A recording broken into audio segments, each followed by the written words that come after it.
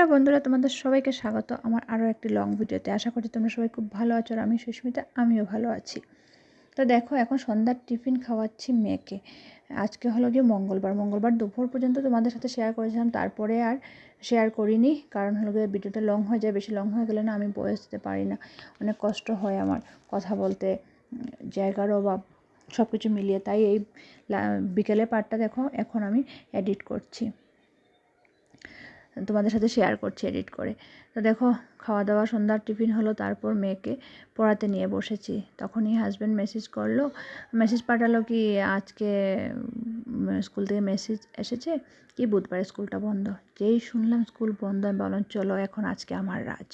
তো আমি একটু বসে গেলাম ভিডিও রিলস বানাতে, অল্প একটু লাইভ করলাম, ওইগুলো সব করলাম, কারণ এগুলো আমি টাইম পাই না। তো এগুলোর জন্য একটু টাইম নিলাম। তারপর আমি আমার ওয়ার্ড্রোবের অনেক অগুছানো হয়ে গেছে কাপড় চোপড়, ওইগুলো অল্প ঠিক করতে লাগলাম। সব সেরে তারপরে এসে মেয়ের জন্য সুজি বানাচ্ছি। সুজি বানাতে ভাবলাম বন্ধ যখন আছে তো রুটি বানিয়ে, রাতে রুটি খেলে, আমি রুটি খেতে ভালোবাসি, বড়ো মেয়েও ভালোবাসে, ছোটো মেয়েও ভালোবাসে, বাট আমি আগে ডিসাইড করিনি না, তার জন্য ওর জন্য সুজিই বানাচ্ছি। অল্প একটু ওকে দিয়ে দেবো, আর কালকে দেখা যাক কালকে কী করি। আজকে আর ওকে সুজি দিয়ে দেবো, অল্প একটু রুটি দেবো। তো দেখো, আমি পাগল হয়ে আছি।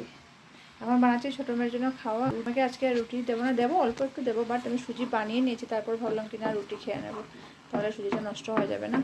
তো তাই ছোটো মেয়েকে দিয়ে দেবো সুজি, আর আমরা খাবো রুটি। জানলাম কি কালকে স্কুল নেই, ওদের বন্ধ। মেসেজ এসেছে এখানের চিফ মিনিস্টার, আগের যে ছিলেন চিফ মিনিস্টার মারা গেছেন, তখন থেকে ভাবলাম চলো একটু কাজ করা যাবে। তাই কিছু এক্সট্রা কাজ করতে লেগে গেলাম। মেয়ের হোমওয়ার্কগুলো আর এমনিতে করেছে, ও সবগুলো করেনি, তো ছেড়ে দিয়েছি বলে কালকে করতে পারবে, কালকে যেহেতু বন্ধ আছে তার জন্য। তো এখন এগুলো গুছিয়ে এসেছি, অনেক কাপড় বেরিয়েছে, ওগুলো ধুয়ে ওয়ার্ডরোবে ঢুকাতে হবে। ওয়ার্ডরোবে একটা থাক পুরো ঠিক করে আসলাম।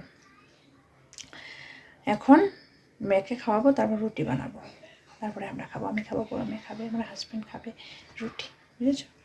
তার আগে এইটাকে এখন পুরো ঠিক করে নিই, আমার ছোটো মেয়েকে খাওয়াই, তারপর